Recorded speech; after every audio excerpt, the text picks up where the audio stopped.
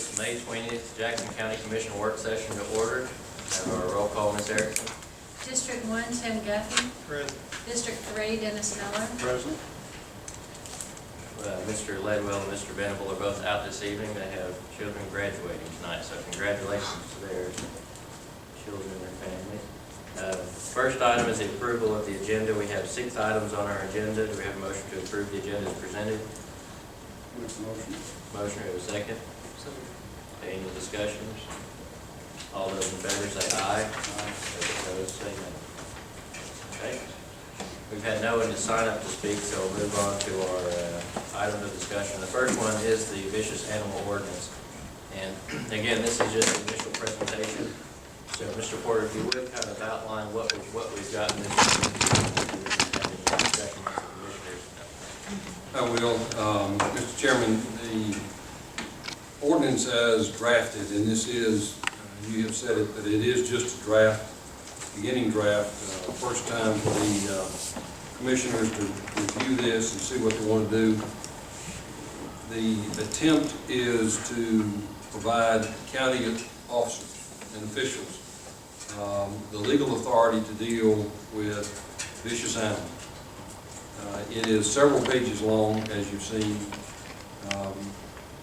It provides a process that the county would have to go through in order to determine that an animal is in fact vicious.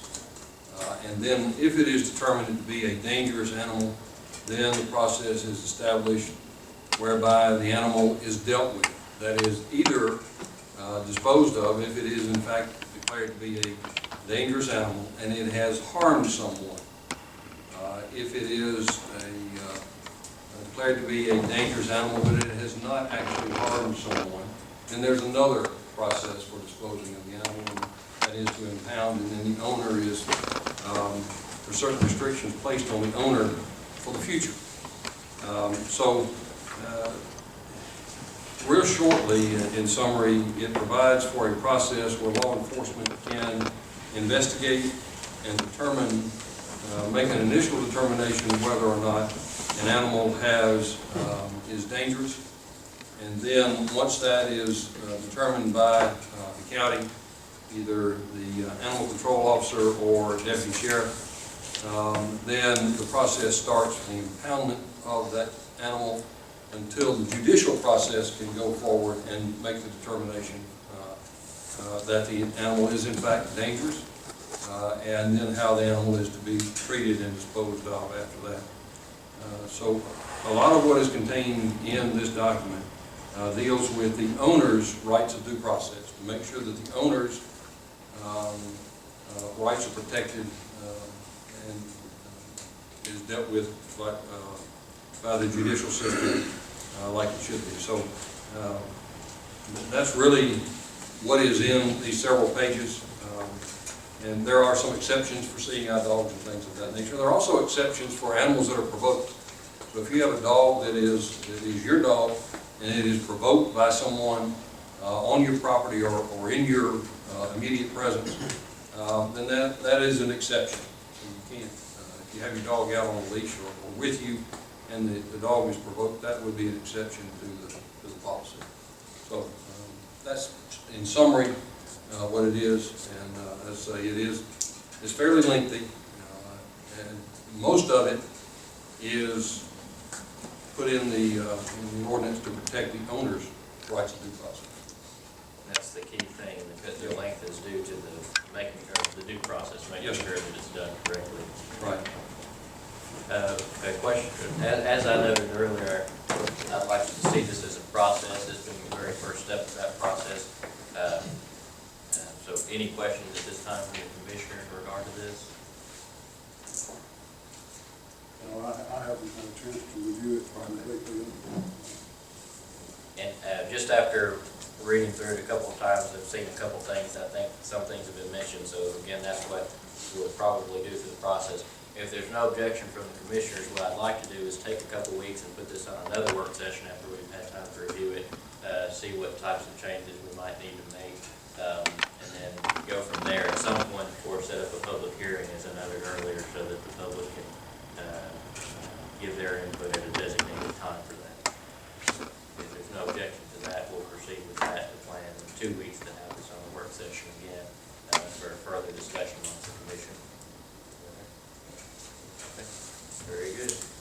again, anyone that'd like a copy of this afterwards, we can work with you to get that copy after this meeting.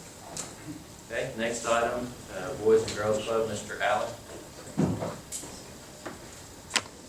I'm James Allen with the Boys and Girls Club. Just to tell you a little bit about the Boys and Girls Club, we've been around for 11 years now, and we have a summer program.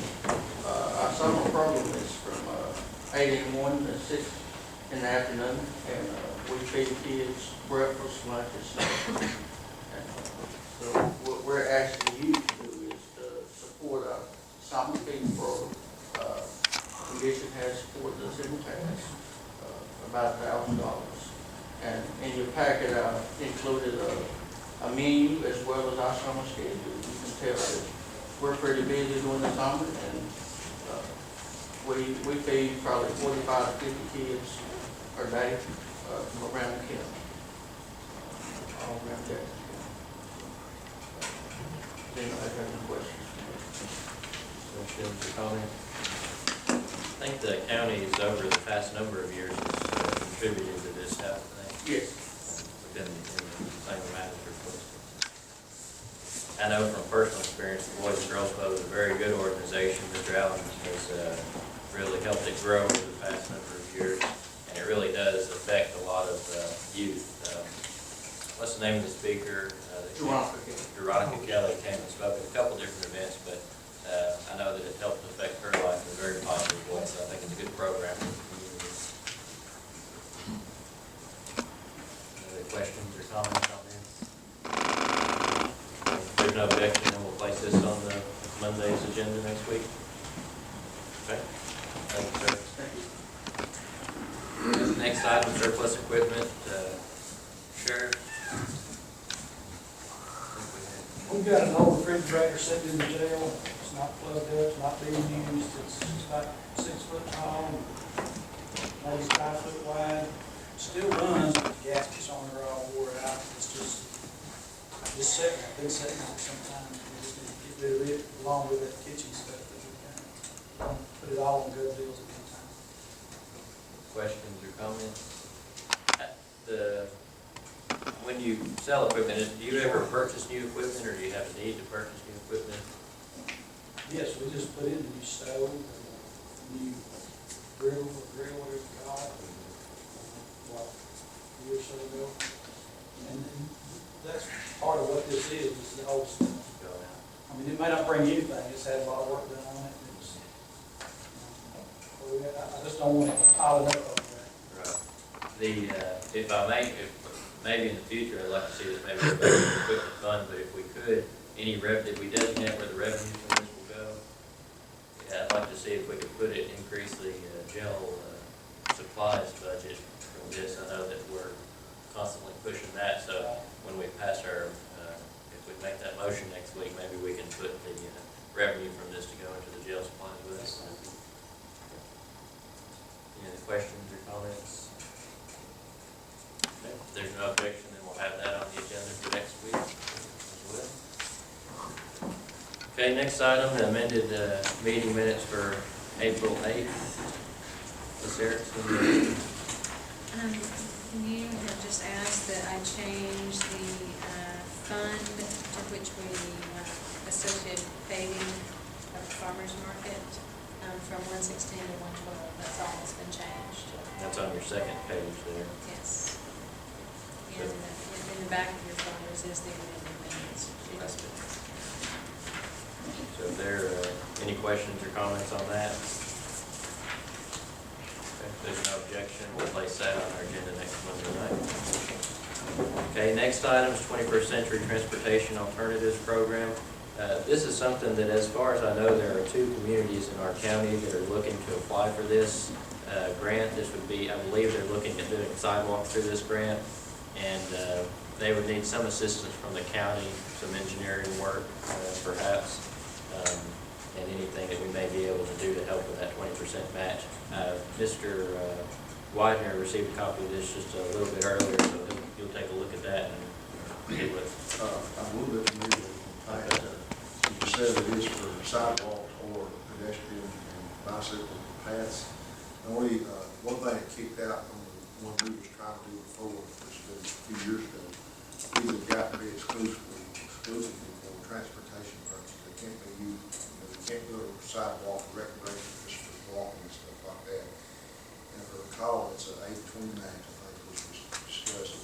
These are very similar to the IA projects. They have to be paid for, and then Aldott will reimburse after that. So there's no kind of that. That's just a few things. Don't we have something to do with danger too, something pedestrian as far as traffic? If there's a danger of pedestrian in the sidewalk. I think you're thinking about there's another grant available out there we're trying to get also the bridge over to, it's got another name to it. Also, they just, I don't think this is specifically geared for, it's got to be some kind of transportation, whether by walking, by bicycle, or, to get to point A.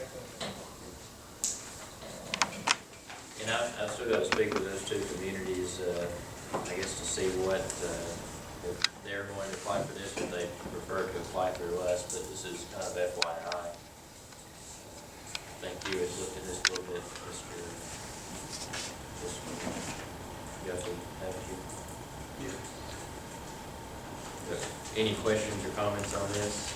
I'll get with those communities and see if they prefer that we apply. If we apply for this, and if approval is necessary, we can do that next Monday night. Otherwise, if they apply, then we'll wait for, to do our part whenever that time comes. Any other questions or comments on this? Okay. Okay, next item is the County Park Sewer Project. Mr. Barnes? Yeah, I've got 3 quotes here from 3 different engineering firms. You want that?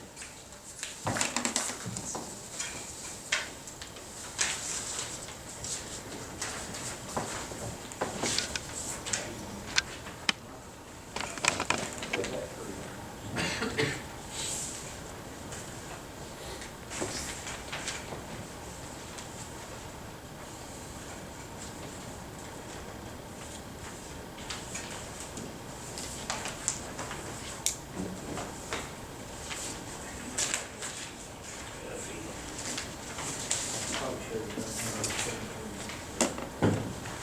should have done that.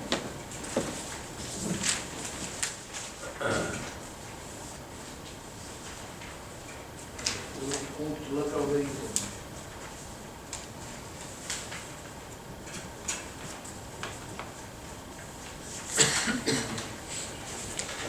That's 3 different proposals, 3 different engineering groups.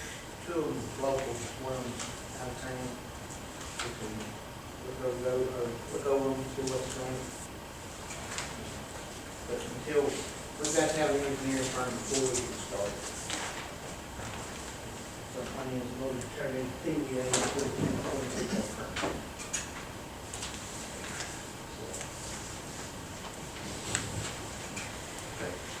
What I'd like to do is, obviously, we can review these, but Mr. Miller, if you and Mr. Venable could review these and make a recommendation. If we're ready to move next Monday night, move forward with this, we'll be fine to take a recommendation then. But like I said, we do need this before we can proceed with even that application, correct, from TVA, okay, for the permit. So if you would give Mr. Venable, take a look at those, and we can go with the recommendation for your work. Thank you. Okay, that concludes the items on our agenda. We'll move on to our reports. Ms. Erickson? I have emailed out and included in your packets the May 13th minutes for your review.